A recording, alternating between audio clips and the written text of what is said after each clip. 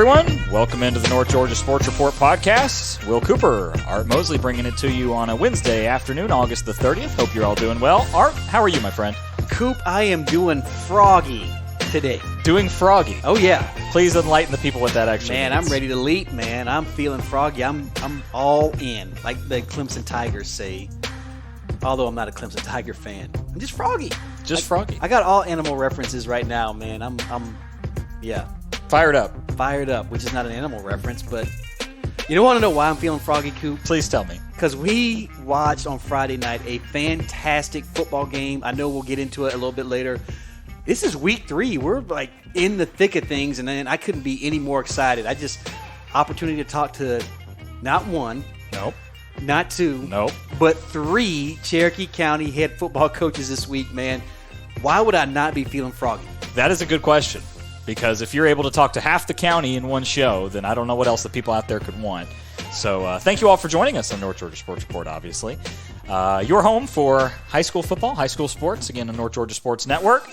We have had an interesting week ourselves. We've decided to alternate some things, and it sounds like our game of the week will be, drumroll please, hope you can hear that, River Ridge versus Sprayberry. We're going to head down to Marietta to watch the Sprayberry Jackets, Yellow Jackets, whatever they're called. Are they Yellow Jackets or just Jackets? The Yellow Jackets. Okay, Yellow Jackets says they take on the River Ridge Knights. So we will be there on Friday, September the 1st. Make sure you tune in. Join us on stationhead.com, Stationhead app, River Ridge fans. If you do not know how to find us on Stationhead, head over to the northgasportsnetwork.com and click on the live tab. There is a how-to video that will show you exactly what you need to do and where to find us, as well as a join us button on the bottom, where if you don't feel like going through the process of making an account, you don't have to. Just click that button and you can listen live right there with us. So hopefully everybody will be able to join us. Man, I'm looking forward to it, Coop, especially, the Stationhead app. Great way to listen to the game, River Ridge fans. If you are getting out of town for Labor Day weekend, you won't be here. You're trying to figure out what the Knights are doing this week, or you're just curious about anything else going on in Cherokee County football, we'll be there to update you with all the scores all night long. So we're looking forward to it. And we hope you all join us in the chat as well. We have a live chat feature where we're happy to answer your comments and questions at halftime and the post-game show. So even if you're at the stadium and you want to know who that run was by, or whatever you want to know, just drop it in the chat and we're happy to answer that. Along with all the rest of the county. If anybody has any score updates out there, drop them in there. We're happy to shout them out as well, as we'll keep you updated all night long, as we always do. So with that being said, let's jump into the actual football talk if you are ready, Mr. Arthur. Let's do it. All right, let's start with the Cherokee Warriors, who unfortunately fell to 0-2. Now, when you say unfortunately, you look at who they played in that 0-2 stint, and man, it's been impressive. Obviously, you mentioned it with the Etowah-Cherokee game, one of the best high school football games we may have seen in the last few years, honestly.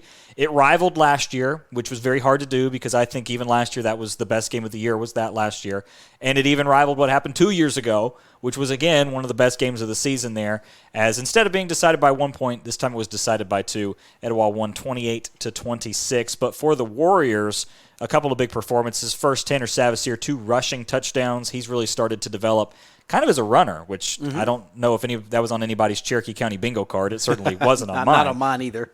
But he has certainly developed in that regard. And Christian Irwin also got in the end zone as well, and he had a very impressive game. Liked what we saw out of Christian Irwin. So that kind of sets the scene from last week. What was your takeaway, just focusing on the Warriors at this point, what was your takeaway of the performance on Friday? Yeah, I thought they were just tough luck losers. I mean, it was tough luck that they had to lose that game. That's that phrase there.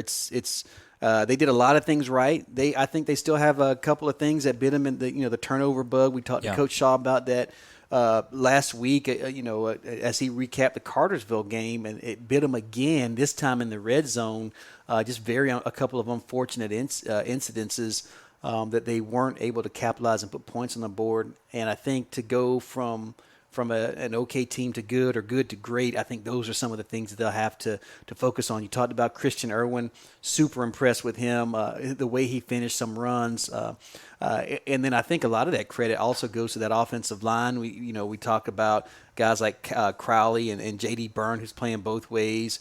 And I think that's a testament to the offensive line for making holes. A couple of times we saw some pushes where we were like, wow, this offensive line is really firing off the ball. And so I was impressed with that.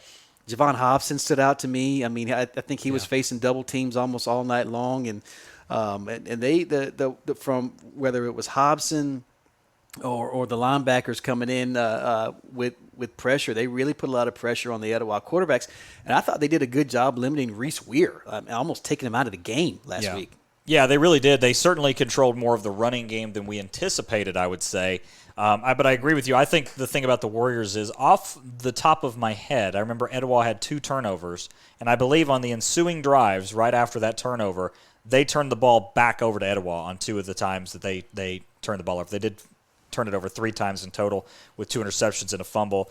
But that, to me, was the difference, is that Etowah, even when they turned the ball over, they were able to keep Cherokee from scoring any points on those turnovers, and that, at the end of the day, kind of became the difference. So when you consider that and the turnover margin, obviously they were down by 1, it's actually pretty impressive that they were able to hang in as long as they did, and they were in a position to win right there at the end.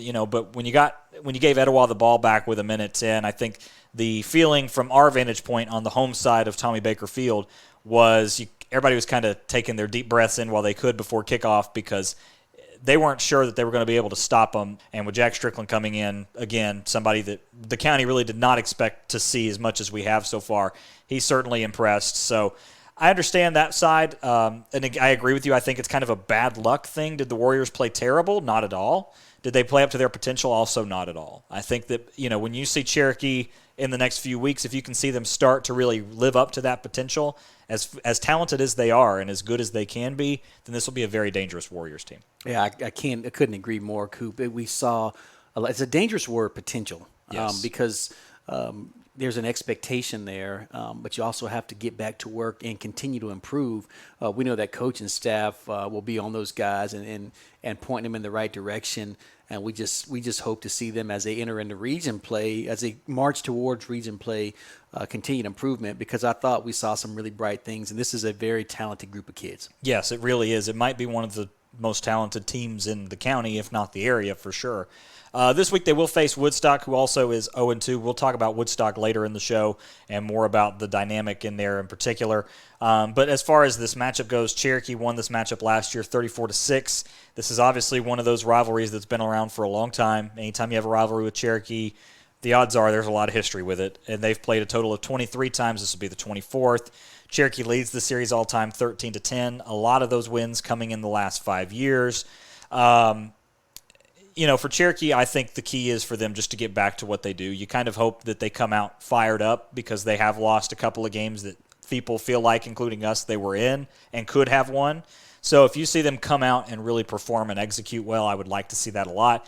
Woodstock, as much as they're a rotating group and we don't really know what to expect out of them yet, I do expect a physical brand of football, and especially with it being a rivalry game, you're going to get Woodstock's best shot, and I think Woodstock knows that out of Cherokee as well, so that dynamic will play into it as well. But what are you looking out of this matchup? Well, I'm curious to see if if Cherokee will go back to the run game and look to establish that. And I know we'll talk to Coach Shaw here in just a minute about his team last week and this upcoming. But again, I'm going back to Christian Irwin. Will they look to establish a run game? You talk about physicality.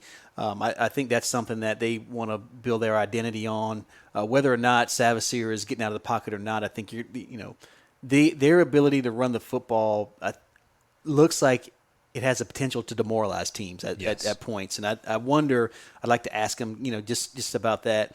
And then just the continued improvement, 2 guys, Grayson Sexton and Wyatt Tash, if those guys can get open and continue to be reliable targets, I think it'll pay dividends down the road for Savasier and opening things up for guys like Jace Jones and Pop Jameson as well. Yeah, I agree with you. And we saw Israel Conway have a couple of nice grabs as well, which is something that we wanted to see more than him just being a decoy. Absolutely. He was actually used as a receiver.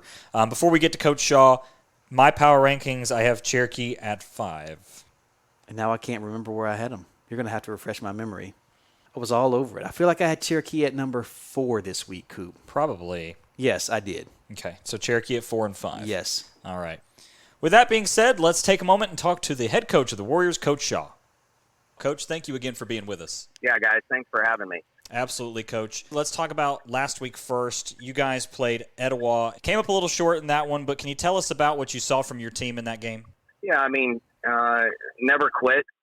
We fought till the very end, and fortunately didn't have enough gas to make a stop there on the last drive of the game. But really proud that we overcame 3 turnovers and still had a chance to win it. And we're able to drive down offensively and with a little over a minute left, get a touchdown. And, Etowah played really well and we did not play very well. So I was also, happy that we got the run game going a little bit. And Christian had a big day and, rushed for 85 yards. So it was good to see him coming off ankle surgery in the off season and how well he did. And, just got to be able to clean some things up defensively and then, eliminate some of the turnovers and penalties. And feel like at some point we're going to be stronger from that game moving forward.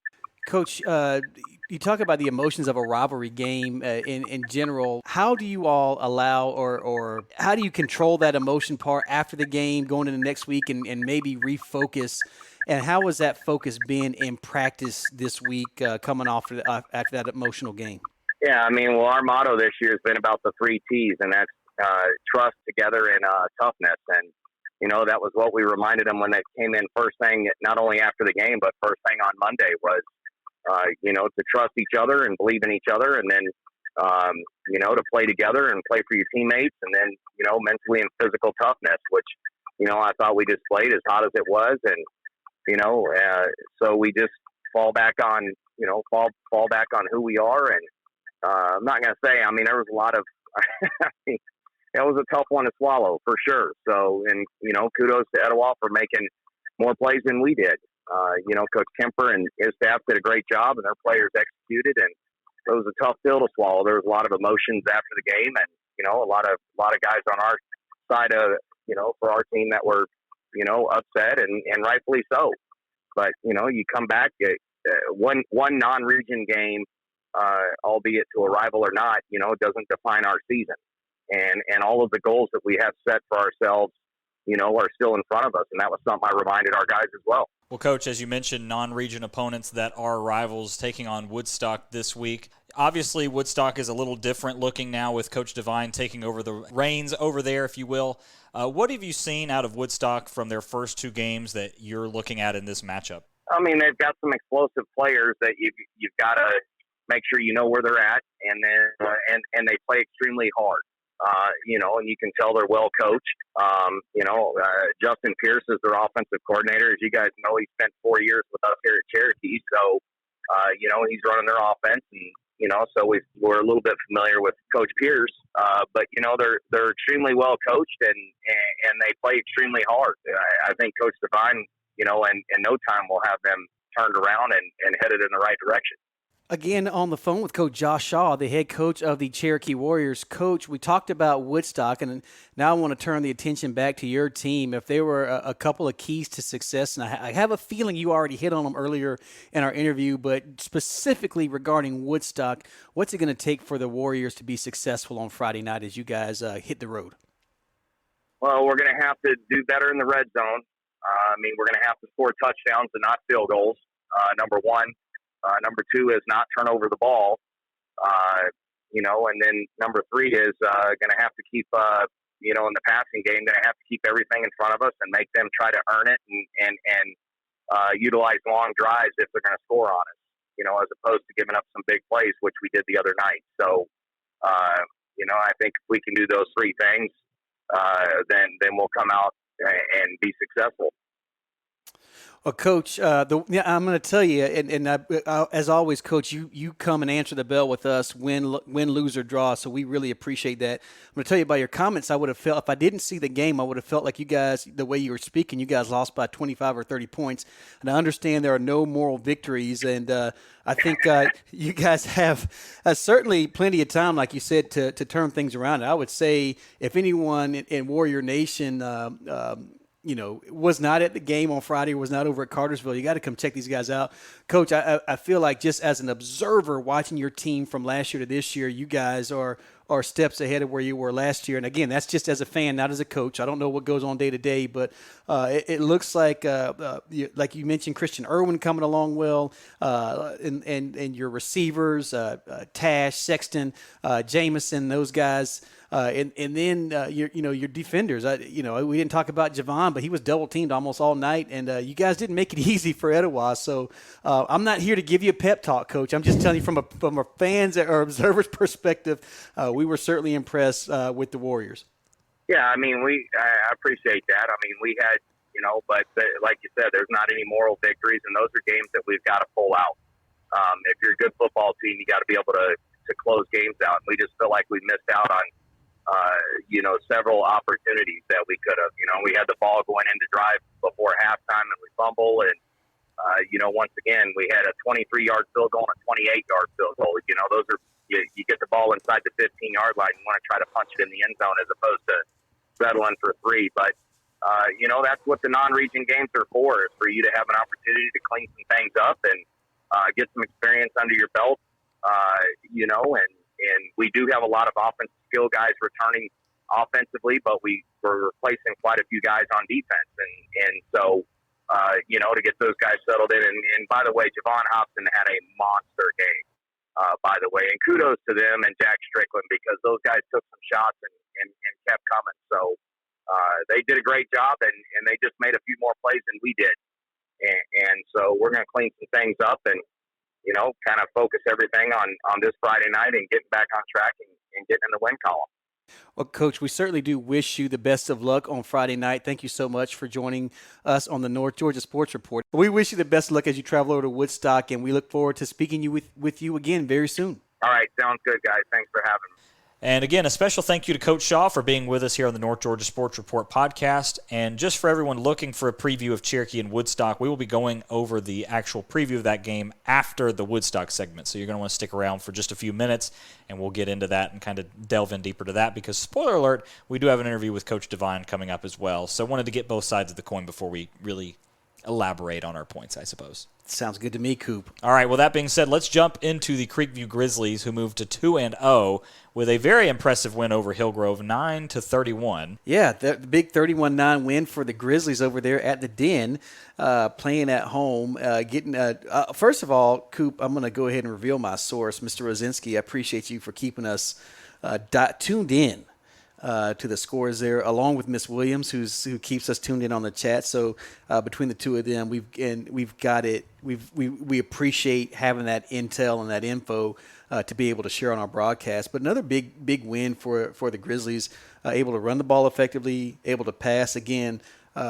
Healthy Michael Roach, healthy Cal Schubert. This looks like a completely different team, and a couple of different running backs to mix in there. And they're rolling right now, Coop. Well, I think it's both sides of the ball. I think it's the defensive side as well. I mean, the fact that Creekview has already scored 72 points, I think off the top of my head, hopefully that's correct. I think it was 41 and 31. Is that right? Yeah, so it's 72 points. I mean, they're already well on their way to blowing past last year's pace by far. So if they can continue that pace, obviously the competition gets a little tougher as they roll along here. Although Cambridge did beat Denmark in a very odd kind of game that I don't think a lot of people were picking Cambridge to win. So that win against Cambridge looks a lot better. And then obviously Hillgrove played River Ridge a lot closer than Creekview did. So there's something to be said about that. And you mentioned Schubert rushing touchdown there. And to me, the difference is Austin Guest right now.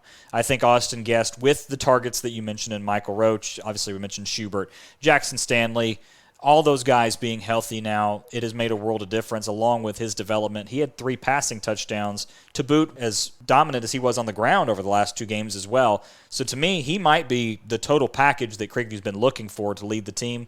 Combine that with an offensive line that you mentioned, Greg, but Andrew Rosinski, anchors that offensive line for them. Easy to build around a guy that's that big and that talented. And then when you fill out the defensive side of the ball, that's been the thing that last year was missing for me, was that Creekview defense was there. It seemed like they weren't as confident or they weren't as attacking on every play. Just kind of from watching the tape, they're back to being a Creekview defense where they get after it and they're ready to play every down. So to me, those two things have combined where they're getting these larger margins of victory than teams would expect. So the 2-0 is not just 2-0, it's a very impressive 2-0. Yeah, it is, Coop. You mentioned Austin Guest. Right now, he's on pace for 1,000 yards passing and 1,000 yards rushing. Now, I don't know if he'll get there or not. We've still got a lot of football ahead of us. and don't know what the future holds. But right now he's sitting at 338 yards passing with 5 touchdowns, as you mentioned. He's also rushed for 215. Mason Munn, the sophomore, has got 126 yards on the season, and we mentioned Schubert, Roach, and even Jackson Stanley as well getting in there in the action. He's got over 100 yards receiving thus far on the season. You talk about the defense. We talk about those seniors, Singleton, Beckett Singleton, Griffin Jane, Trey Thomas up there up front, but they've all and Reed Anderson as well. But you also got a couple of juniors, Brant Freeman and Andrew Hammond. Hammond, if I'm not mistaken, he's got 12 total tackles. Kevin Mead, another junior, he's got 4 sacks, leads the way for the Grizzlies. So they're getting a lot of production from a lot of different players. Almost has a different feel to the team last year, and I don't know how to put my finger on it, but it just seems like a different energy. At least when we were there, and spoiler alert, I have a child in the program, so I kind of get to be around those guys, and they don't give me any trade secrets because they know I'll tell them all. But it just seems to be a little bit different energy this season than last. Yeah, I agree, and I think there's something intangible about it. It's something that you can't really explain, but when you watch it, it's definitely there. There's an attitude that is there that was kind of lacking last year. So I certainly agree with you, and I think it shows in the score. I mean, yeah. I think at the end of the day, that's if you have to pick somewhere for it to show, might as well be in the score box. Yeah, and you mentioned that score, Coop, right now, but it's small sample size here, sure. But with 2 games, averaging 36 points a game and allowing 11.5. So those are pretty good numbers. We looked at in the preseason preview show. We kind of looked at what does it take, scoring wise, in most regions or most classifications to make the playoffs. And most teams, whether they're 4-6 or 3-8 or 8-3, they're outscoring their opponents at some level. And so right now, Creekview's getting the job done, but Coop, they got a big task this week. Yeah, they certainly do. They're going to make the trip over to Calhoun, who comes in 1-1. One of those losses being 17-7 against Blessed Trinity. That game was at Blessed Trinity, and then they won 40-18 last week against Carver Atlanta. So obviously, Blessed Trinity being a 6A school in the top 10 of 6A in a lot of polls, including yours, they obviously were a little outgunned in that one, but then you look at Carver Atlanta, who's in 3A, I believe, still. And when they're a 3A team, you kind of see that Calhoun fits in there as that 5A school. You don't really know where to put them necessarily, but I think that Calhoun and Creekview might be as even matched of a game that you will see because they really play a very similar brand of football. They're going to run the ball a lot. They've got a pretty good running back. They're going to rely on their quarterbacks to help them when they need their help. And then also they have a couple of really good tight ends, each of them, that are going to be performing on there. I think Amari Winston is the one out of Calhoun that's picked up a few offers as well. He's a big target. And then it's going to be up to the defenses, I think. It's going to be up to them limiting the tight ends and limiting what the quarterbacks can do. And after that, it's going to be just a bloodbath in the trenches. Yeah, I think it's going to be a slugfest here. Calhoun struggled rushing the ball against Blessed Trinity. I want to say Blessed Trinity held them to about negative 13 yards in that game. Caden Williams probably, I think, led the team with 12 yards total rushing. So if there was ever a blueprint, I'm sure that Coach Williams is making a call over to Blessed Trinity to try to see if he can get Coach Dudley's blueprint for that game. You mentioned Amari Winston. In that game, he did rush catch, I believe it was an 82-yard touchdown pass. A lot of that work he did himself. But they got back on track last week. You mentioned Carver Atlanta. I don't want to dig too deep in the weeds, but Class 3A school also in the same region as Cedar Grove and Sandy Creek. So 2 teams that played for a state title last year out of the same region. And out of that region, they've won a lot of state titles. Yes. So not a pushover by any stretch of the imagination, but 40-12 win on the road is got to be a confidence booster for Calhoun. Trey Townsend is their starting quarterback. Coop, we saw him last year. Throws a pretty ball. He's got 283 yards passing and 3 touchdowns on the season. Again, Caden Williams did find the end zone last week for one time. He's got 86 yards and 1 touchdown. We expected probably a little bit more out of him. He's slick. He's strong. He runs well between the tackles. He knows how to put his foot in the ground and accelerate right when he needs to. So there won't be any surprise. No, Creekview should not be caught off guard this week as they travel up to Calhoun because they've seen this speed in action and this physicality of this Calhoun team. Coop, I'm curious as to whether or not Coach Stevenson and this Calhoun staff have maybe rectified some things in that run game against another defense. Is going to be, I don't know where Creekview stacks up in terms of Creekview's defense and Blessed Trinity's. Right. We don't have enough comparables there, but we do know they play an attacking style of defense, and it's another 6A school, and we wonder if that will give Calhoun some trouble and then force them to throw the ball. Yeah, I would think that Creekview will be able to score more than 17 points against Calhoun. Now, maybe that's some wishful thinking. I don't know, but I would guess that. And look, everybody's heard me say it again and again and again. They're going to play Calhoun on the road. It's going to be their first road game. What are we going to see out of the Grizzlies? Are we going to see more of the same that we've seen while they're at home? And that doesn't mean they have to win. I'm not saying that if they lose, like last year, they lost by 5 points, 26-21 in that game. I don't even care about that.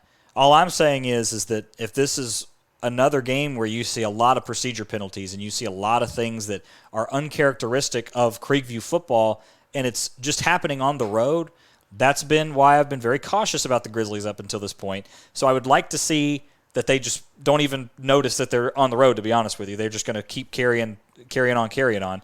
And again, it's not about winning the game for me. It's just about continuing to show progress in that result.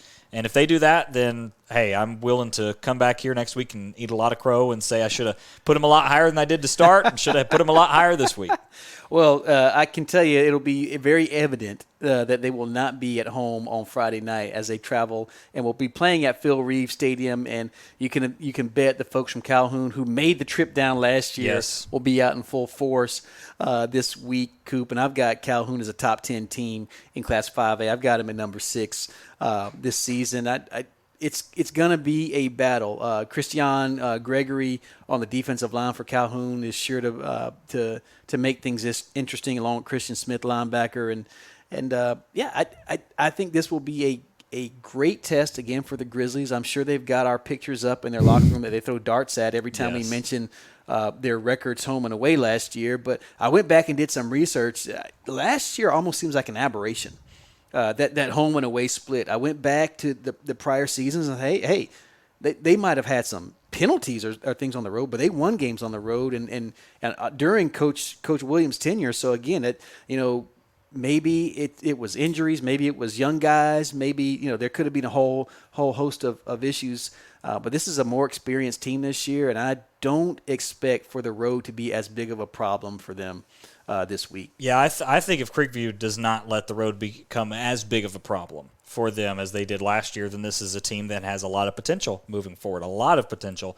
But if the road is unkind to them, then there are some teams later in the schedule that could certainly present them some problems. So that's how I'm saying that. And because maybe next week we'll come back and they'll say they beat Calhoun or they lost by a field goal, and this will change. My power ranking of them is at 3. 3, wow. Where you got them? I got them number 1, Coop. The Please. Creekview Grizzlies are the number 1 team, in my opinion, in the county. Yeah, that's incorrect. That is absolutely the right answer. All day long. I told you I'm feeling froggy today. I'm jumping on the Creekview bandwagon, but just as easily as I jump on, Coop, I will jump off. Yeah, I'm not ready to jump on yet. Again, they beat Calhoun. We can talk about it. It'll depend what everybody else does. But I would tell you this, is that we've said from the beginning that 2 through 5 has been very close, very, very close, especially 3 through 5. We're talking about Creekview, Etowah, and Sequoia. Or not Sequoia, River Ridge. We feel like they've been very close all season. And do I feel like any one of them has separated themselves a tremendous amount from the others? Not necessarily. I think that maybe one of those teams has a little bit more than the others, but no. I mean, they're all 2-0. They've all beaten who they were supposed to beat. And because of that, they're kind of just comparing them at this point, and I just don't think that Creekview is the best out of that 3. Okay. All right. So that's simple. Well, the good thing is, Coop, that they don't have to worry about our power rankings to determine who the best team is. They'll just do it on the field. They'll figure it out at some point, which is good because we're not ready for that kind of pressure, trust us. Well, with that being said, let's talk about the number 1 team in Cherokee County, actually, and that is the Etowah Eagles. I'm sorry. You lost me. We just talked about the number one team in the county. No. See, that's the right number one team. Yeah, you say that. Maybe the number one team when they're in Cherokee County. Okay. Well, I'm not ingratiating myself to the Etowah Eagles at this point, obviously. Obviously not. Yeah, look, Etowah, we already talked about the game in the Cherokee segment, but just a quick review. 28-26, awesome win at Tommy Baker. They got it done. They were down late. Game-winning drive, really, by Jack Strickland, thanks to a couple of nice grabs and one really nice run after the catch by Xavier Mahoney to set him up beautifully. Liam Kinsella kicked a field goal that was a knuckleballer that had everybody holding their breath for an extra second because we weren't sure what was going to happen, but it did go through. Obviously, they win the game there. They've won it now 2 years in a row.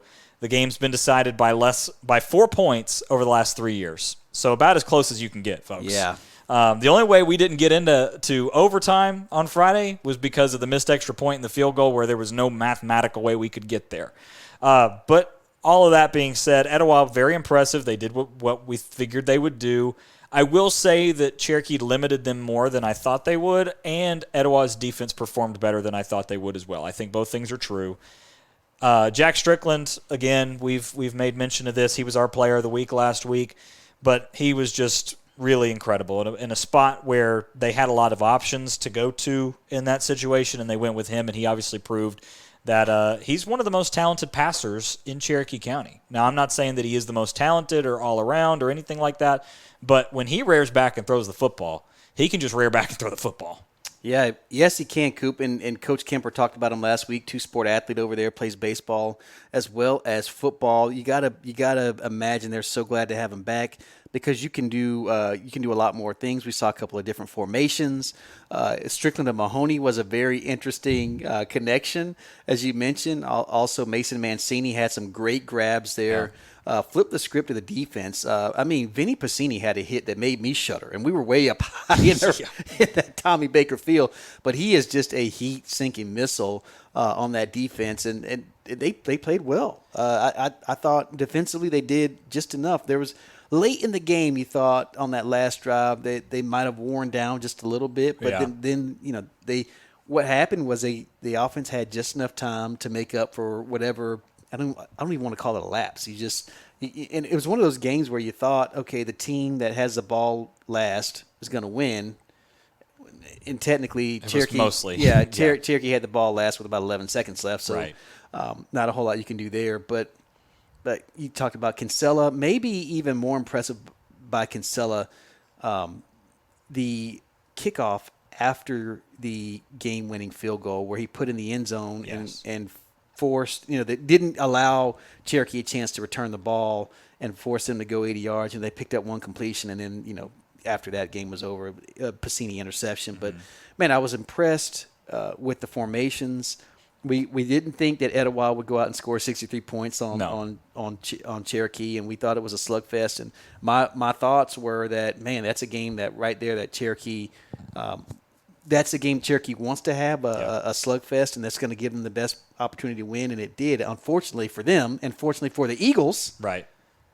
They pulled it out. And Etowah, I tell you what, man, I'm slowly becoming a believer, Coop.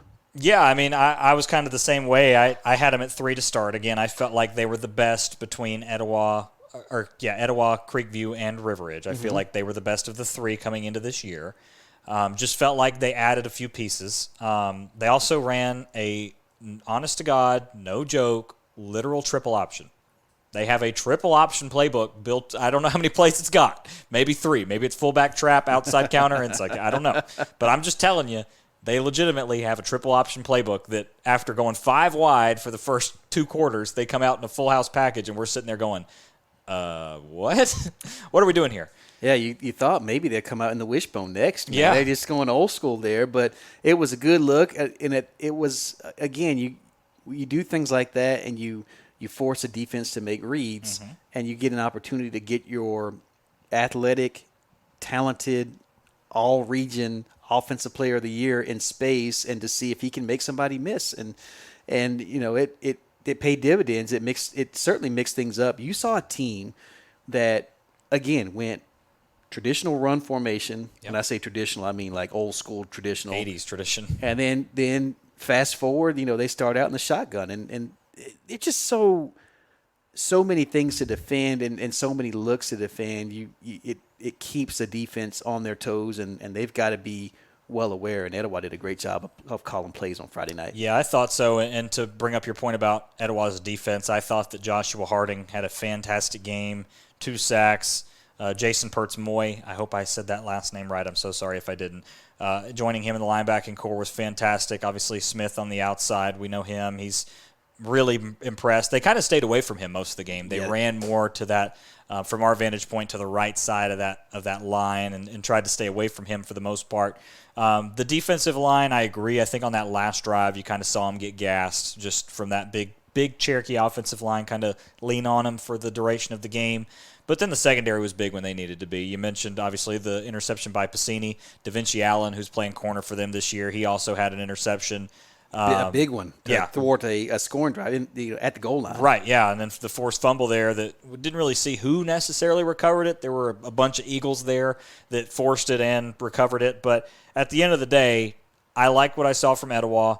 I feel like a win like that probably does more for them moving forward as opposed to just blowing everybody out. They're going to be facing Forsyth Central this week, who comes in 1-1. They have a 31-28 win over Chattahoochee and a 27-17 loss against North Forsyth. So, do we really know what to expect out of Forsyth Central? Not necessarily. I would say that North Forsyth is not as good as they have been in previous years, but again, it's week 3. What do we really even know? Last year, Etowah won this matchup 35-14. Etowah does lead the series all-time 5-4, so they're not, unfamiliar with each other. But this year it'll be different. I think Etowah is going to look to come back out, figure out some things on offense that maybe didn't go well, because at times the execution was lacking, I feel like, on the offensive side of the ball, because at the same point you could have seen Etowah go for 31, 35 in there, maybe somewhere in there. So I understand, again, Etowah fans should be tickled to death with what happened last Friday. They should feel great about it. But I also understand that you're going to want to see some improvement out of that group. So that's what I'm looking for on Friday. Yeah, we talked about Forsyth Central. You mentioned 1-1. Coach Chad Pickett, their head coach. I believe he was the offensive coordinator at Denmark last season. So this is his first year. He's 1-1. Coop, they're averaging 24 points a game and allowing 27.5. They've got a first-year starter in Drew Reed at quarterback. They'll be leaning on guys like Cade Hartel, who's a wide receiver, and also will run a little bit of Wildcat. At running back, they'll be looking at Jace Tadaro. He's 5'11", 215, kind of a stout-looking guy back there in the backfield. Forsyth Central was in the game last week against North Forsyth. Probably early in the game, costly mishap on special teams put them behind the 8 ball in that ball game. But I would expect them to come out and gosh, this is going to sound like coach speak, play hard and do the right things and whatnot. But I think if we look at these teams from a talent perspective, where Coach Kemper has been at Etowah now for four seasons, they understand what they're being asked to do, and not that the Forsyth Central, the Bulldogs don't understand what Coach Pickett is asking them to do, but Etowah's been able to implement that over the course of 3 seasons. And then I just don't know if they have, they've seen Mahoney on film, but it's very difficult to stop all the weapons they have defensively, especially for a team right now. Again, Forsyth Central averaging about 24 points a game. I think Etowah, we've got him at 45.5. That's probably skewed a little bit because of week 1, and they put up a big number there. But right. I think this might be a game where Etowah can get like they did last year in the 30s. Yeah, I think they would be able to get that number relatively easy. It's largely going to depend on execution for me. I think the talent's obviously there. They could arguably be the most talented offense in the area. They just, 5 deep everywhere. It's like you get that wide receiving core split out, and it's like, who's number 5 on that depth chart? Is it Tyson Lewis? Sure. Because that dude's number 1 on most other rosters. Is it Will Zazara? Because that dude's number 1 or number 2 on most other rosters. So as you get down, it's just like name after name after name, and you read them and you think, gosh, and then you look out there in the formation, and they got all 5 of them split out wide somewhere. Or, with Jack Strickland in there now, Mahoney's your slot receiver. I don't know anybody in the county or in the area that can cover Xavier Mahoney, much less when you put him in the slot because he's not getting corner number one. So I don't really know what to even say about that. I would think that anytime Etowah does not score in the 20s or 30s, aside from a few exceptions, it's going to be more of an execution issue more than they were outgunned or anything like that. Yeah, only concerns I have for Etowah, they had some quarterback center exchange issues early in the game. They seemed to go away later in the game, but clean those up, number one. Two other things real quick here, Coop. Aiden White, defensive lineman for Forsyth Central. You got to block this guy because he's very disruptive. It can cause some problems. And then on the other end, Braden Carter is an offensive lineman. We talk about the depth of offensive line in Cherokee County, but he goes 6'6", 285. He's hard to miss on film. And you got to wonder if they're at the tackle position on the left side. You got to wonder if they're going to look to run behind him and try to get Tadaro going. So if you can neutralize those two guys along the lines of scrimmage, if you're Etowah, I think you got a good shot. Yeah. So I like the Eagles in this one. We'll just have to wait and see. But again, have Etowah at number one. And I've got him at number 2. Oh, you put him at 2, did you? Yeah, I did. Okay. All right. Yeah. I respect that. At least we're not that far off. Well, I mean, you'll learn. Oh, goodness. It's already started. All right, well, let's jump into it. Sequoia up next. Again, River Ridge fans, you are our game of the week. So, A, surprise, and B, make sure you stay tuned for the last segment because our game of the week goes last. Sorry to break it to you, but hopefully it's a trade-off, okay? You go last on the podcast, you go first on the broadcast. Absolutely. There you go. But let's focus on the Chiefs here. 0-2 now on the year.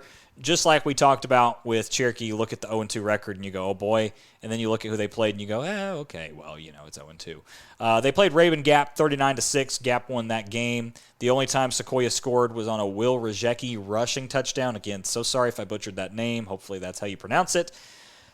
It's tough. Look, Raven Gap has got some talent up there that ain't homegrown. They came from somewhere, but it wasn't Raven Gap. And they are impressive. That's the best way to put it. Sequoia is not going to face a team that talented until they get into the Sweet 16 or Elite 8 of the playoffs if they get that far. So just kind of bury that one where it is. So for the Chiefs, you're kind of hoping they just get some improvement week over week. Again, the score this week, after playing Lambert closer than you did last week, or the 2 weeks ago, I should say, you probably don't feel great about that, but I just caution everybody not to have too much recency bias about the first 2 weeks of the season until you see what happens further down the road. So all that being said, I'll turn it over to you. Yeah, you hit the nail on the head with that game last week. You run into the Raven Gap All-Stars up there. It's going to be tough sledding for anybody. And again, that's a team that probably is very similar to a Rome team that Sequoia will see later in the season with a lot of team speed, a lot of physicality. I don't want to belabor the points of what happened in that game, but the Chiefs right now averaging about 17 points a game. And again, we have a small sample size. One touchdown last week. They got on the board early and often the week prior. So, I think the question is what the jury's still out about what we're going to get from the Chiefs week in, week out.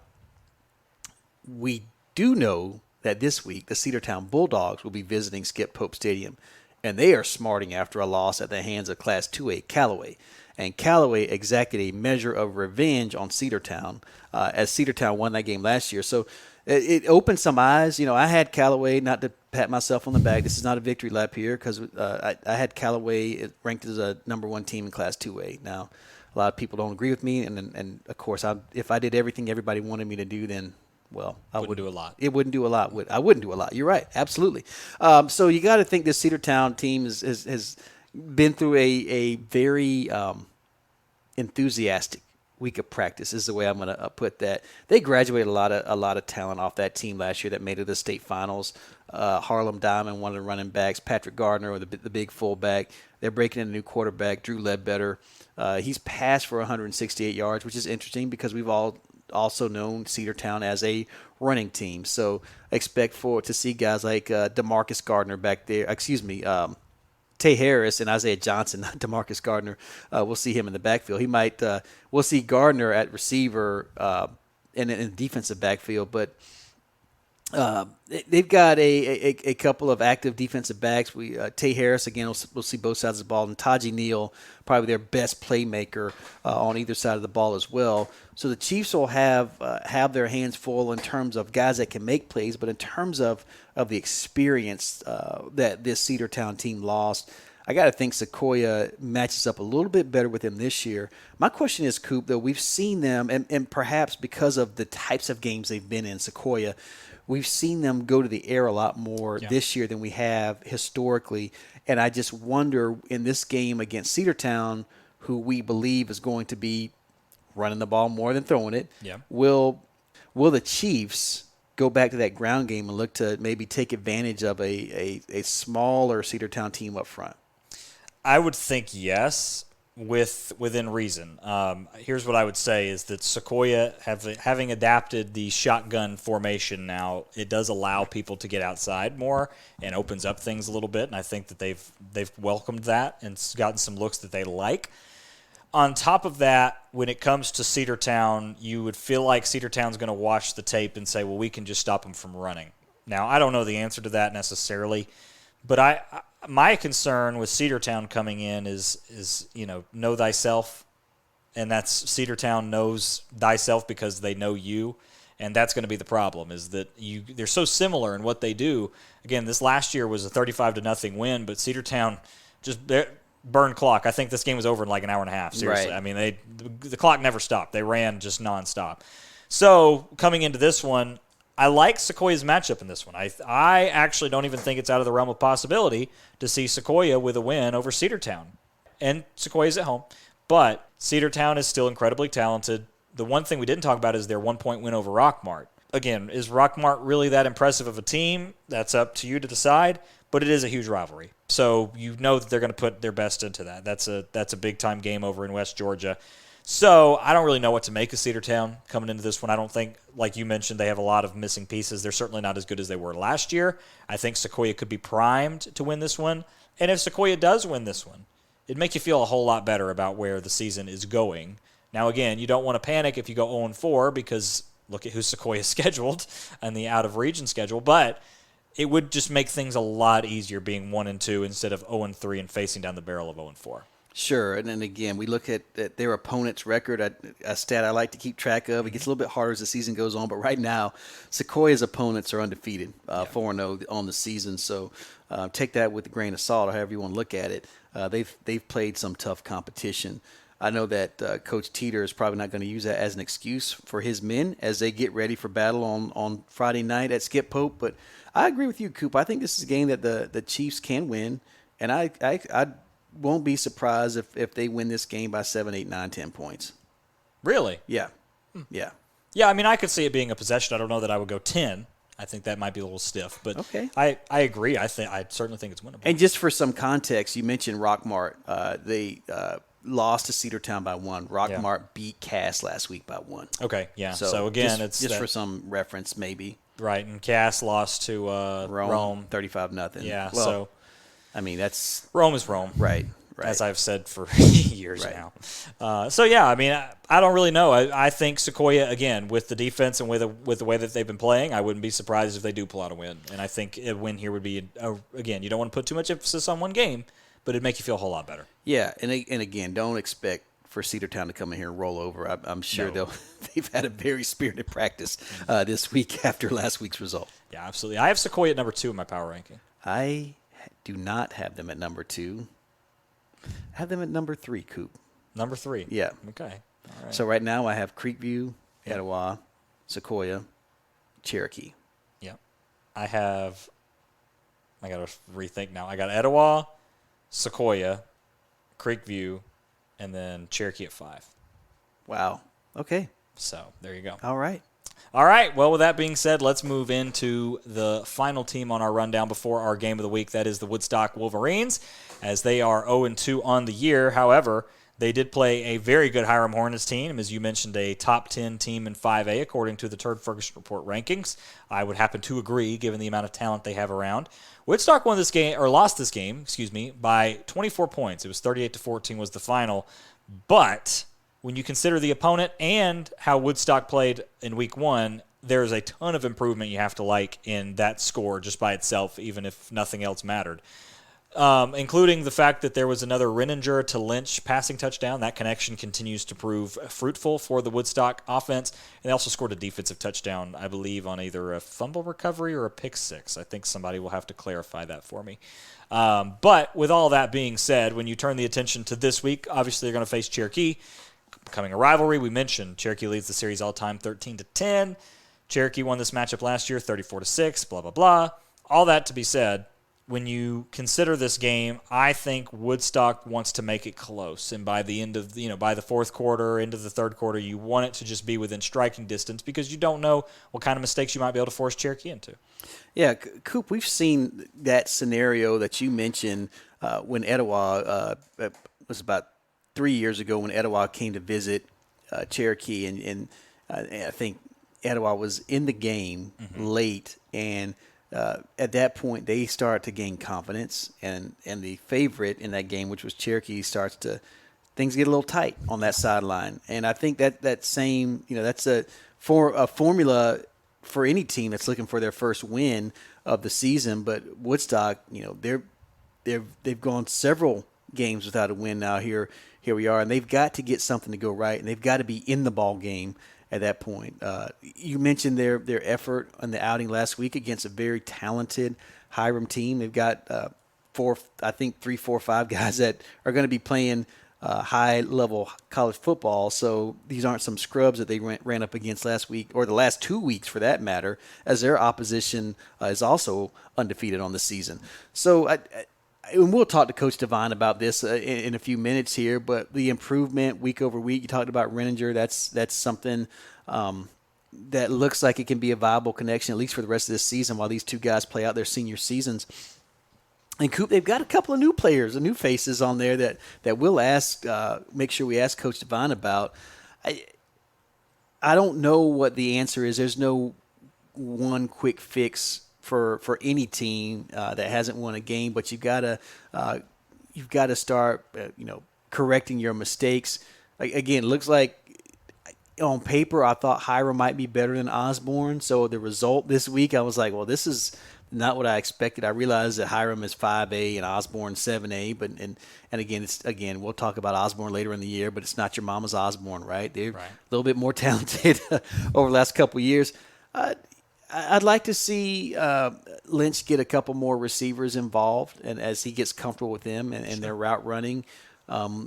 We like their offensive line. We think they've got some pieces up there, and maybe at some point they can establish an offensive the line of scrimmage in that run game. But they're going to have their hands full this week against a very talented Cherokee defensive front. So it doesn't get any easier. No, it doesn't. And it's all to prepare you for the region schedule because it's a slog, and you're going to face teams that are as talented as Cherokee, if not even more talented when you start talking about the Romes of the world. But it should be a good test. And again, it being a rivalry game and it being at Woodstock should allow the Wolverines to come out with a little bit more fire than maybe people are anticipating, although they did do a fantastic job again last week mitigating some things against Hiram. So hopefully they'll be able to at least make it a game later in the game, if that makes sense, later in the game, as they should be able to at least keep it close. And again, there's no moral victories in the world, but if you're like us on the outside, the media guys looking on the outside, anytime you can see Woodstock keep from having a crooked number put up against them, you feel like that's growth. Just over what you've seen over the last 2.5 years, that's kind of the metric that you're at this point. And if you continue to see, again, that score get closer and closer and closer, then maybe in 2-3 weeks you're talking about being competitive in games and not just talking about the moral victories or the, we didn't lose by 40, but you're talking about, winning at some point. Absolutely. Absolutely, Coop. All right, well, with that being said, let's hit the phone line. We have Coach Dan Devine calling in. Thank you for joining us on the North Georgia Sports Report podcast, and joining us now is the head coach of the Woodstock Wolverines, Coach Dan Devine. Coach, thank you for being with us. Thank you guys for having me. Always great to be here. Absolutely, Coach. Always look forward to talk to you. Want to ask about the first 2 games here, as you are obviously the new head coach there and you're working your way into the season now. From week 1 to week 2 on the outside, it seemed like to us that you guys improved a lot over that week. But what did you see from your point of view over that week? Yeah, for sure. I think, after week 1, the Osborne week, Kind of didn't like how we reacted. Kind of got punched in the face a little bit. Didn't like our reaction. Kind of when we were preparing for all summer, especially coming off the Cambridge win in the scrimmage against a good team there. But definitely improved. Went through a hostile environment in Hiram. Coach does a great job there and played a ranked 5A team that could run all over the place, had athletes and a really great team. And we responded well. We were able to move the ball consistently. I thought defense was able to get off the field, which is always a positive for sure. And that offense that they run is kind of side to side and speed all over the place. So we had a good game plan coming in. Unfortunately, turned the ball over a couple of times, and that kind of hurt us. But the way we reacted in the second half with 2 scores was really positive, and definitely some things to build upon and progress moving forward for sure. Coach, in the preseason, we've talked about guys like Cam Levitt, Drew Burmeister, your quarterback Lynch, the Washingtons. And so those, at least for us, they become household names early in the season. But we wanted to know if there have been any players that have been a pleasant surprise for you now that the games count. Yeah, I think, we had a transfer come in from Cedar Grove early in the year, like late in the summer. He moved up. His name's Kaheem Davis. He's a sophomore for us. He's a long, kind of physical kid, so that was kind of a really nice surprise, late in the summer there. Also had him moving from Florida. His name's Brady Somerville, and played at a really small school in Florida. But he has state championship experience, was a DN there, and he plays outside backer for us. And, man, he's got a motor that goes for days and coming off the edge, and he plays strong for us.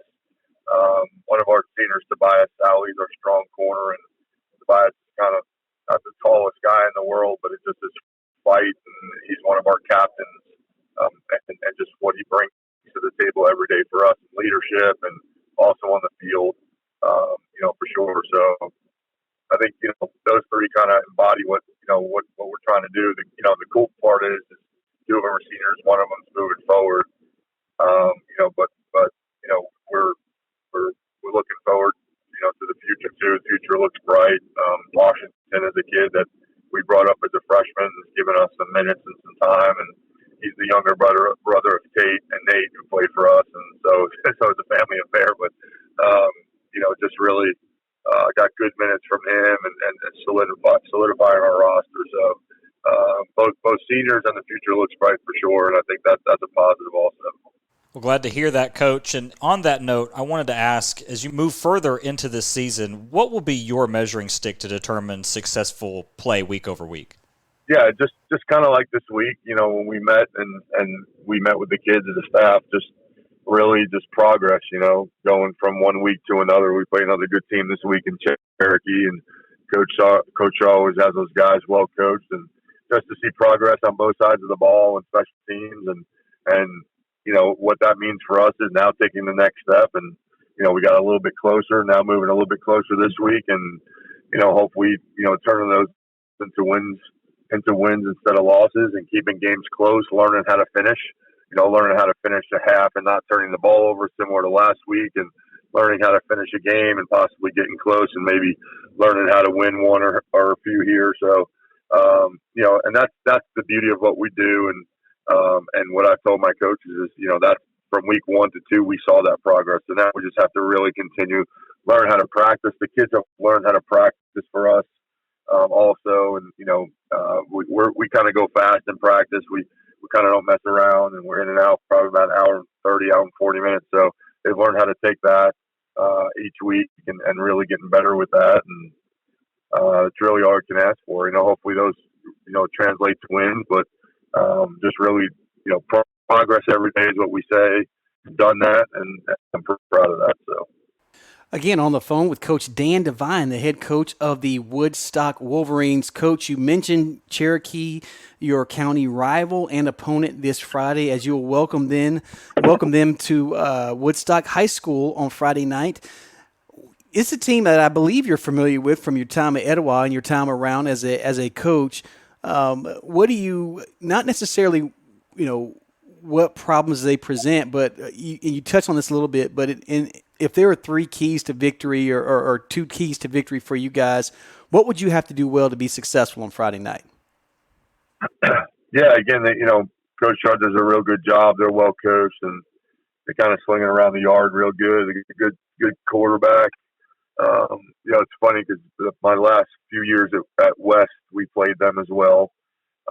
So it's very similar, and they're a county rival, which is always fun. It's going to be a good atmosphere, and so just coming in, just having a good game plan, and just trying to keep everything in front of us and rally to the ball, and hopefully we can get the ball a couple of times, but offensively really move it, like we did last week, and kind of solidify some drives. They played a heck of a schedule so far with cars going out of us, so. They're coming in thirsting for a win, and so are we. So it should be a good matchup. And like I said, Josh always does a real good job with his guys, getting them up ready to play. And the fact that it's a rival and it's in county is always fun. So it should be a good one. Coach, have you noticed, one last question for you, because you mentioned the rival, is there any extra energy in the building this week because of Cherokee, or do you guys all say that from that other school just across the street? I think there always is. Anytime it's a county school, and that's what's cool about having them on the schedule. And even though they're not in our region, having them on the schedule, I think there's always a little bit of juice in practice. And they know, my offensive coordinator coached there under Coach Shaw for a lot of years, also Coach Pierce. So we got kind of a link there. And I've coached against them for the last 5 years between West here and Iowa. So we're all kind of good friends with Coach Shaw's staff over there. So I think it's real cool to go into it. And it's always a little bit extra juice from the coaches and the kids. So anytime it's an in-county rival, it's always fun for sure. Well, Coach, we certainly do appreciate you spending some time with us on the North Georgia Sports Report this week. We wish you the best of luck and continued improvement. As we like to say, when our county teams are all of them are doing well and having success, I don't think there's anything better, especially for those of us who follow as part of the media and as a fan base. Sure. So we love seeing the improvement week over week, and we wish you the best of luck this Friday night as Cherokee comes to town. Thank you, guys. Always appreciate you having me. I appreciate it. So a special thank you to Coach Devine for joining us. Again, it's one of the new coaches in the county. Always enjoy talking to him, and he's a guy that every time we talk to him, I feel like, I'd go play for him. Absolutely. What makes you kind of want to run through a brick wall, and you got to think that energy is infectious with those young men over there in Woodstock. Yeah, I would think so. So it should be a good one over there again at Woodstock High School. But our game of the week is the River Ridge Knights, as they will be heading down to Sprayberry to take on the Yellow Jackets in another great matchup, we hope at least, because River Ridge over the last 2 weeks, maybe it's made some River Ridge fans nervous. I'm sure it has, but it's been a lot of fun to watch for us on the outside looking in. Let's get into some of these games here. They beat Pope last week, 45-31, okay? To me, like week one, you got it done with defense, right? You were able to hold Hillgrove to 6, and you were able to do the things that you needed to do to win, and then Andrew Hand was able to make the special teams play to put you over the top. Well, last week you did it with offense, and you had to outscore Pope because Pope did score 31. I mean, we didn't really expect Pope to score 31. No. I did not, didn't know what was going to happen. Now, again, Pope is a new-look team. This was their first game, and they have a new head coach.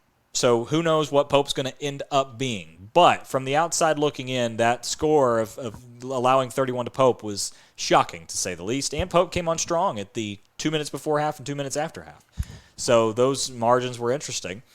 But River Ridge did have over 500 of total yards. Okay, I mean, that's just a ridiculous number. 322 on the ground, including Camden Cox, who had 233, meaning my prediction of him going over 1,000 is looking a little bit more at hand. I tell you what, it's looking really good right now, Coop. By my accounts, he's at 309. I had to double-check those numbers with the rushing touchdown, but you mentioned the offense and also that score. As we were getting score updates from that game, it kind of made us pause late in the game. We thought this is a game we thought River Ridge would go run away and hide from Pope, and Pope just kept battling, and credit to those guys over there under Coach O'Sullivan in his first year over at Pope, who seems to have tapped into something in week one.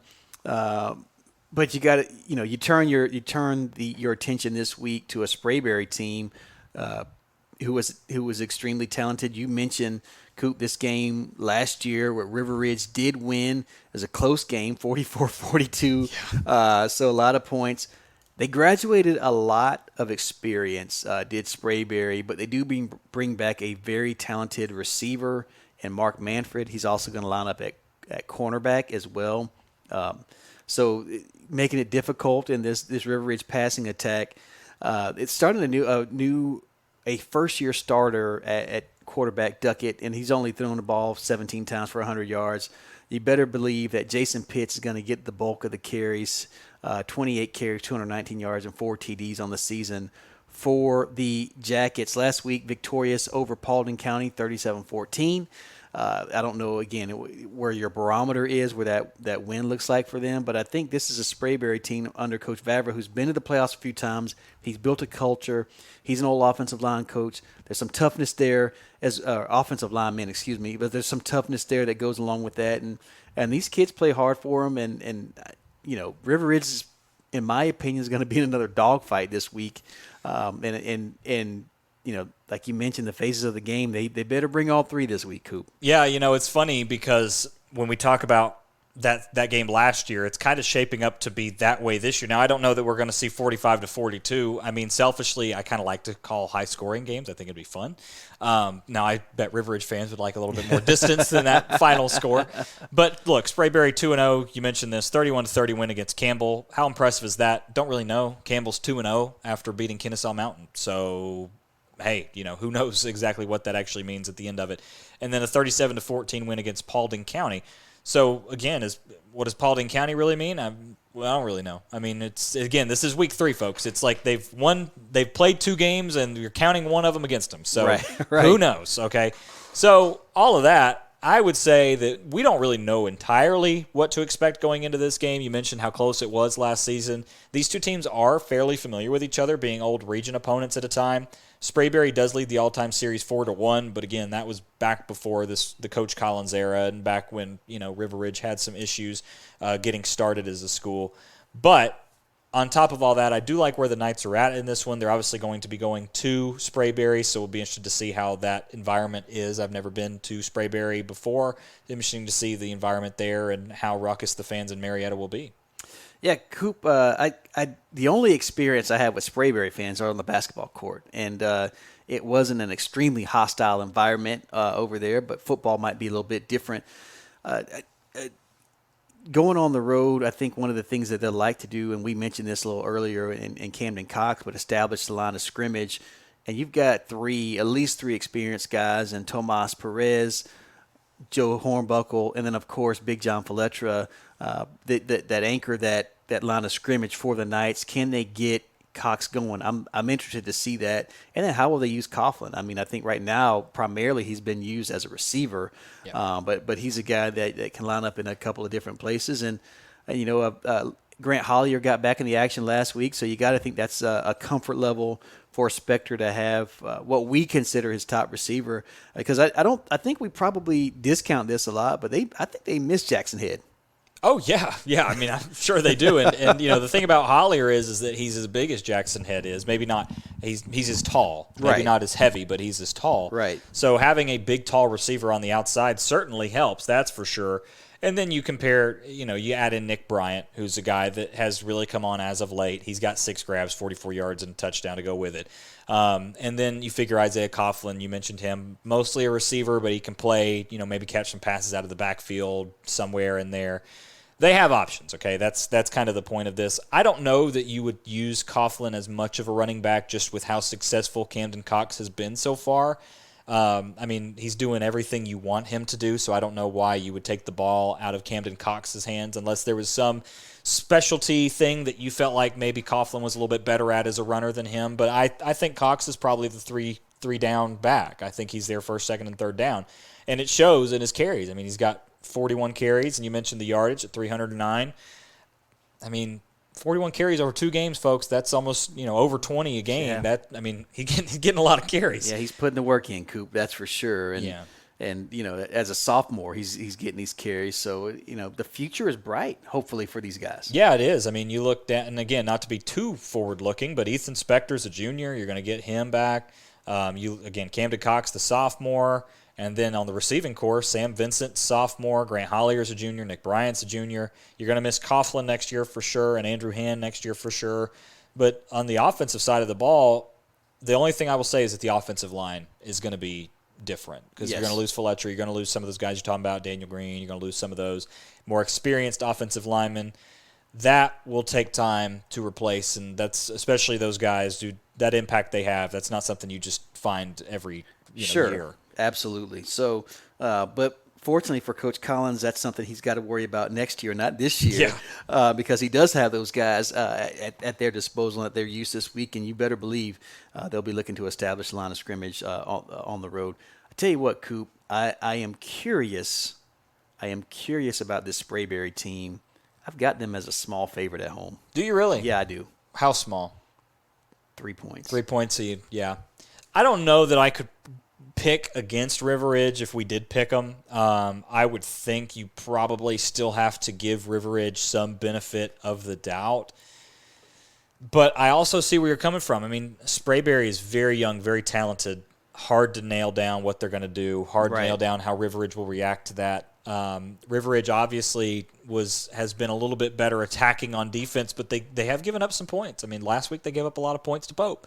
So I'm not entirely sure where they're going to line up on that. Sure. It's going to be an interesting battle. And, since I love eating crow, that River Ridge will probably win this game by 27 points. Yep, and you'll get clipped. And there you go. And timestamp next time, and next thing you know, you're It's a good thing. It's like I'm like a duck. The water just rolls off my back. That's right. Well, I'll tell you what, we do have an interview with Coach Collins lined up being our game of the week. Let's head over to the phone line and talk to him. Joining us now is the head coach of the River Ridge Knights, Coach Michael Collins. Coach, thank you for being with us. Thanks for having me, guys. Always a pleasure to talk ball with you guys. I'm always excited about it. Absolutely, Coach. Looking forward to it. Want to go back and reference your first 2 games of the season so far, as you guys have done it 2 ways. You did it with defense on week 1, and then you did it with offense week 2. What have you seen from your team and how they've grown over those first 2 weeks, and what have you seen that you've liked out of that group? Well, I like the resiliency that I've seen over the last 2 weeks because we could, both of those games could have went either way.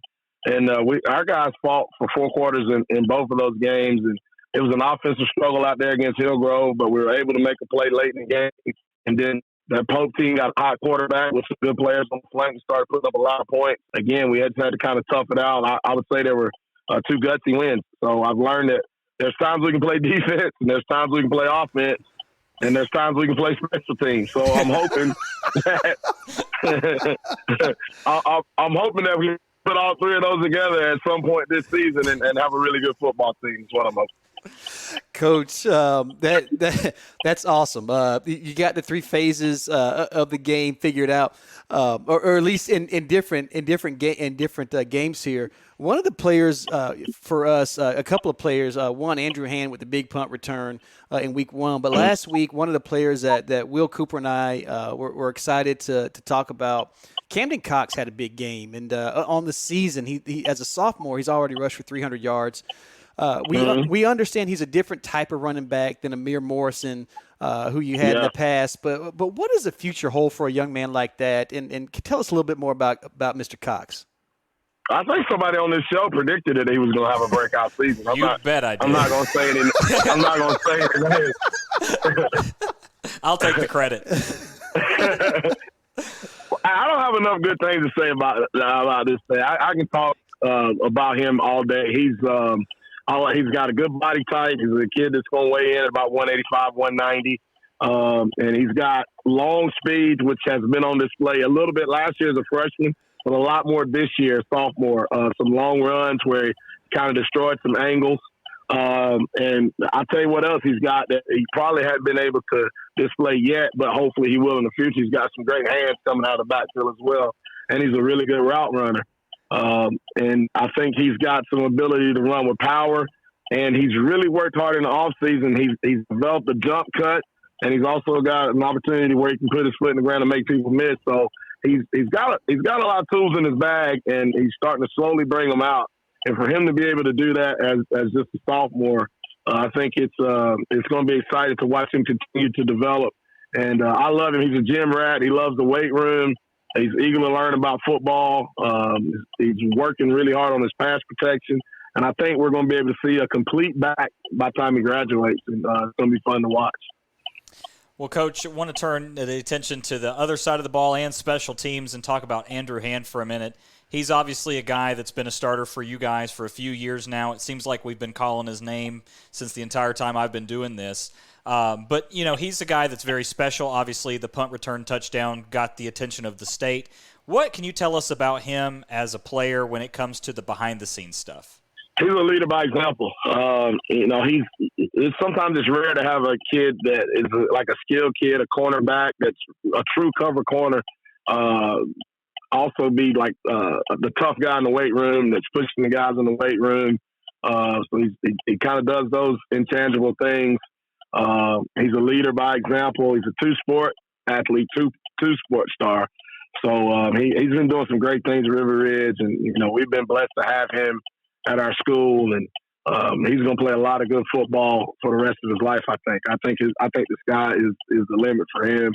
To have the length that he's got and the skill set that he's got, he moves like a shorter guy, but he's a 6-foot+ kid. So he's got a combination of a lot of skills that he's able to display on a Friday night, and he's just a fun player to watch. Once again, we're on the phone with Coach Mike Collins, the head coach of the River Ridge Knights. They will travel down to East Cobb to take on the Sprayberry Yellow Jackets, or Marietta by address, but over near East Cobb off Shallowford Road. Coach, you guys have a task of a young Sprayberry team, but an explosive Sprayberry team. They lost a lot of talent off that team last year. They do return a very special player in Mark Manfred. How do you slow these guys down, number one? And if there was a key to victory for you guys to be successful or continue the success offensively you had last week, what are some of those things that we can look for out of your team this week? Man, I've been nervous about this game, and then to hear you describe it just makes me even more nervous. It's a good football team. They got some players, man. They've got a guy on the flank that if he catches the ball in space, you're going to be in trouble. So we're going to have to try to make sure we got a lot of hats around him. And their quarterback, when I first put the film in, I thought they were in Wildcat the whole game. And then I realized this is not Wildcat. This is actually the quarterback that's running this ball that looks like a running back but can also throw the ball. And then there's the running back that's probably as good as we'll see. So I think to answer your question, we just got to get a lot of hats to the ball. If we end up in any one-on-one opportunity for Sprayberry, they're probably going to win that. So we have to make sure defensively that we are 2-1 everywhere the ball is, and just be sound in that defensively. And then offensively, we got to be able to balance our attack out. We need to get Cam going early, and we got to be able to throw the ball when we want to throw it and run it when we want to run it. And then there's always the special teams factor that we always hope that we can win that third phase and hopefully win the turnover battle as well. It's not going to be easy. It's not going to be easy down there at Sprayberry. It's a tough place to go play a ball game, but we're excited about it. So hopefully we can go down there and compete this weekend. Well, Coach, you talk about guys rallying to the football. I don't want to steal anybody's thunder or put something out there that Coach Vavra might steal, but we already know Brandon Burdett with 36 total tackles, including 3 sacks, and you guys as a team have already recorded 12 sacks this season. So, we've tried to do our homework, Coach, on both sides of the ball here. Your defense will certainly have their hands full, but it seems like they've had enough experience in the early going that they won't be surprised by anything Sprayberry throws at them. I hope you're right. We've got a lot of guys that have had some experience throughout the years, and you mentioned Brandon Burdett, and he's kind of the catalyst. Him and Matthew Lipsy kind of the catalyst of our defense. And if you want to find either one of those two, you find the football, and usually they're somewhere around it. So our D-line's been playing well too. We need to continue to do that, and obviously, Andrew Hand over there playing corner. So we need those guys to have a really good night. It's going to be a test for them, but I think they look forward to it. They've been having a good week. It should be exciting to watch. Well, Coach, we certainly do appreciate you joining us, and we look forward to being out to take in a game over at Sprayberry. We're excited to be over there this week to watch you guys for the first time this season, to see the Knights in action. I know that we'll probably have a lot of crow to eat by some of the things that we've said and pontificated about by some of your loyal fans over there. But we look forward to that interaction as always. And this time, we'll be on the road. But we certainly do wish you the best of luck and are pulling for you guys to bring a win back to Cherokee County on Friday night. Well, I appreciate it, man. I appreciate you guys having us. Yeah, I'm sure that hopefully if it'll go our way Friday, you'll probably hear from some of the Night Nation. But you guys know it's all love. It's all fun. Absolutely. We love every minute of it, Coach, especially if it's any chance if we have a chance to put your guys in the spotlight, that really makes it worth our while. So we appreciate it. And all the banter, good, bad, and indifferent. We love it. Yes, sir. Feelings mutual, guys. Thank you so much. Go Knights. So a very special thank you to Coach Collins again for being with us on the North Georgia Sports Report podcast. Always great to talk to him. He's such a colorful guy. I always enjoy hearing him, and he laughs too. Yes. We were talking about Coach Kemper making fun of you last week, and how he makes the jokes but doesn't really laugh along. But it's funny because Coach Collins laughs right along. Yes, very jovial. I think that's my SAT word of the week for all you high school kids is jovial. But we appreciate Coach Collins each and every week that we're able to have him on, and we're excited to get him on. Coop, especially before fall break, and excited to see the Knights this week. Brought up some good points. I like the points he talked about Andrew Hand, about Camden Cox, and then I don't mean to make him anxious about the game. I'm just doing my research and just trying to make sure we get the right answers out of him, and we're seeing the same things he is. But they've got their work cut out against Sprayberry. He talked about it, but I think, in spite of my prediction, he's got something up his sleeve for the Jackets. Do you really think he listened to the full 3-hour preseason show Absolutely. to listen to our clip of the River Ridge Knights, or how do you think he found out about our little comment? I'm sure probably little Birdie told him. If he did listen to all 3 hours, I'm extremely flattered. That's yes. Extremely flattered, and we're gonna have to have a talk about him and like his free time. Like that's amazing. I'm about to say, yeah, it's might need some hobbies, man. How he budgets his time, because I'm gonna go take some notes if he's listening to 3 hours and able to get everything else done that he's got on his plate as a head coach. But we're flattered either way that he did listen. Yes, absolutely. And we're so thankful for all of you listening as well. I just thought it was funny he mentioned it. And he's like, I'm not going to name names. No, listen. But, Coop, you pat yourself on the back because you called it. We'll see. We still got a long way to go. But I'm just saying, as of right now, averaging 156 yards a game, I'm feeling pretty good over on this side of the table. I would too. Well, again, that'll be our game of the week, River Ridge and Sprayberry. So thankful to be having that game. Looking forward to the matchup. Again, we think it's going to be a lot of fun. We don't necessarily know which way it's going to line up, but we feel like that it's going to be close. I think that part is probably for sure. So with all of that, you have some other games you're keeping an eye on? Yeah, Coop, maybe a couple handful of games here. I'll start with one of the premier games in the state, as Carrollton will travel up to Barron Stadium and play Rome. Not a game of much interest other than you've got a Westlake team that is kind of back in the saddle, and then against Cedar Grove. So you got 7A versus 3A, and should be a great football game just because of the talent that'll be on the field in that game. Marietta is going over to Roswell to play the Hornets. The Hornets, again, the team that our region 6A will match up against, and so it'll be interesting to keep an eye on those Hornets. They put up a big number, 71 last week. Kennesaw Mountain, 5-7A, Region 5-7A. They'll be hosting North Paulding, North Cobb, another big test. They'll be hosting Buford. Wheeler will be playing South Cobb, one of your favorite venues over there at South Cobb. Actually, they'll be playing at Wheeler, so don't have to worry. Good. Yeah.